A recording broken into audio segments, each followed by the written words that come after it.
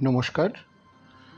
সংসারের চাহিদার কাছে ক্রমাগত নিজের চাওয়া পাওয়াকে বিসর্জন দিতে দিতে ফুরিয়ে যাওয়া একটা মানুষের গল্প নিয়ে আসছি। ভালো আছি, ভালো থেকো। রচনা এবং পাঠ দুটোই আমার নিজস্ব। সিঙ্গাপুর এয়ারলাইন্সের ডিরেক্ট কলকাতার ফ্লাইট থাকা সত্ত্বেও ইচ্ছে করে অনয় দিল্লি হয়ে কলকাতায় আসবে আগে থেকেই ঠিক করেছিল। অনেকটা সময় তাতে নিজের সাথে কাটানো যাবে, নিজের মতো করে। এটাই ছিল ওর উদ্দেশ্য। লাগেজ বলতে দুটো সুটকেস, একটায় নিজের কিছু সামান্য জিনিসপত্র, আর একটায় সবটাই বাড়ি থেকে পাঠানো ফর্দ মিলিয়ে কেনা বিদেশি জিনিস। প্রায় 7 বছর পর ও বাড়ি ফিরছে, কারণ বাড়ি এবার প্রমোটারকে দেওয়ার কথা হয়েছে, আর তাই বাড়িতে অনয়ের প্রয়োজন পড়েছে। যদিও ওর বাড়ি ফেরা বা না ফেরাতে ওর বাবা মা ভাই বোন ও তাদের পরিবারের কিচ্ছু যায় আসে না। শুধু মাসে মাসে নির্দিষ্ট দিনে ব্যাংকে টাকাগুলো ক্রেডিট না হলে ওর কাছে বাবা বা ভাইয়ের মেসেজ আসে। তবে সেটা খুব কমই হয়, কারণ অনয় নির্দিষ্ট দিনের অনেক আগেই কাজটা সেরে ফেলে। আগে আগে মনে হতো ওদের কি একবারও জানতে ইচ্ছে করে না ও কেমন আছে। কিন্তু ওধারের অনন্ত নীরবতা ওকে বুঝিয়ে দিয়েছে ওর প্রয়োজন একটাই, আর খানিকটা সেটা মেনেও নিয়েছে। ও যে সংসারে ব্রাত্য, সেটা বুঝতে ওর বেশি দিন সময় লাগেনি। দিল্লিতে এখন বেশ গরম। ওর কলকাতার ফ্লাইটটার বোর্ডিং এখনও অ্যানাউন্স হয়নি। লাউঞ্জে বসে লোক দেখছিল অনয়। কোথাও বৃদ্ধ বাবা মা চলেছেন হয়তোবা ছেলে মেয়ের কাছে, কোথাও তরুণ বাবা ছোট্ট শিশুর কান্না থামাতে পারছে না বলে তরুণী মায়ের কাছে বকুনি খাচ্ছে। কিছু সদ্য বিবাহিত মাখো মাখো প্রেম নিয়ে ব্যস্ত। আবার কিছু কর্পোরেট এমপ্লয়ি শুধুমাত্র কেবিন ব্যাগেজ নিয়ে বেজার মুখে বসে আছে। বেশ লাগছে ওর এই জনজোয়ারে বিভিন্ন চরিত্রগুলোকে কল্পনা করতে। এই দেখতে দেখতে হঠাৎ চোখটা আটকে গেল দূরে একটা 22-23 বছরের ছেলে আর সম্ভবত তার মায়ের ওপর। অনয়ের ওদের বেশ চেনা চেনা লাগছে। ভদ্রমহিলার মুখটা খুব চেনা, কিন্তু কিছুতেই মনে করতে পারছে না কোথায় দেখেছে। যদিও এখান থেকে ওনাকে পরিষ্কার দেখা যাচ্ছে না, তাও আদলটা বড় পরিচিত। যদিও এই 55 বছর বয়সে লুকিয়ে কোনো মহিলাকে দেখা বেশ অশোভন, তবুও লোভ সামলাতে পারল না। ওদের সামনের দিকে একটা সিট খালি হতেই অনয় ওখানে গিয়ে বসল।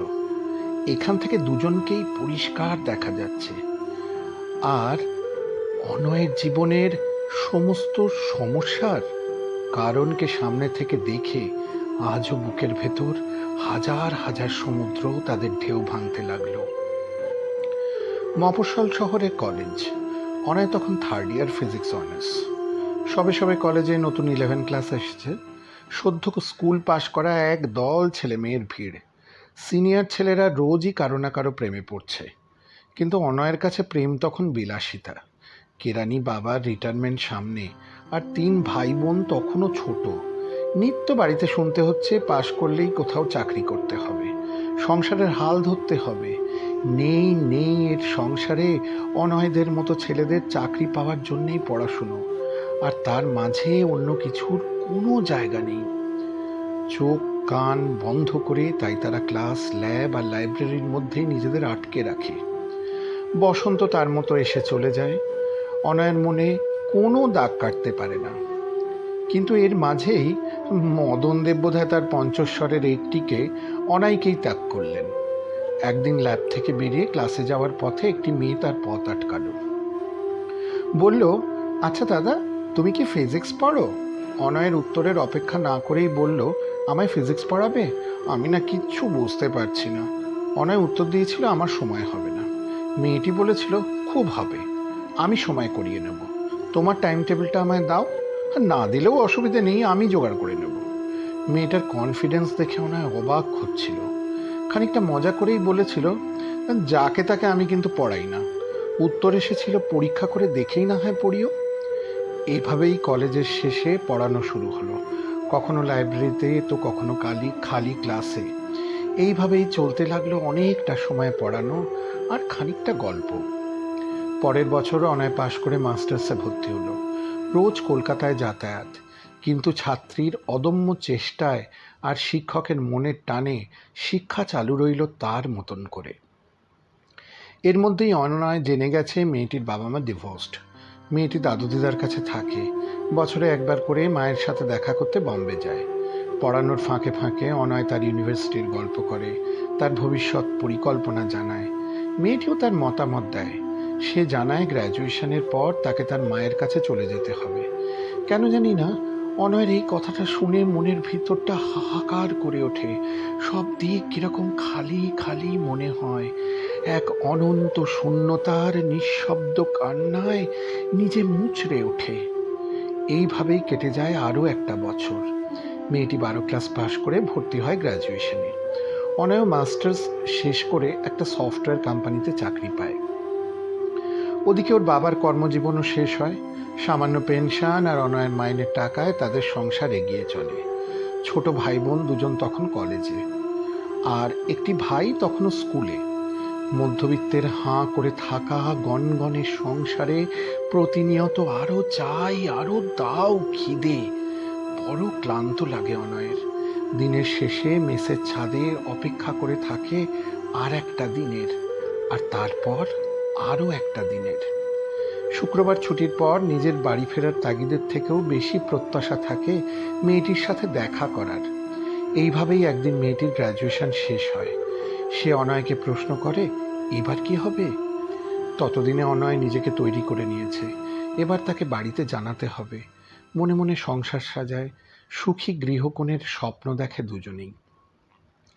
কিন্তু অনয়ের জন্য একটা বড় বিস্ময় অপেক্ষা করেছিল, যেটা সে নিজেই কোনোদিন বুঝতে পারেনি।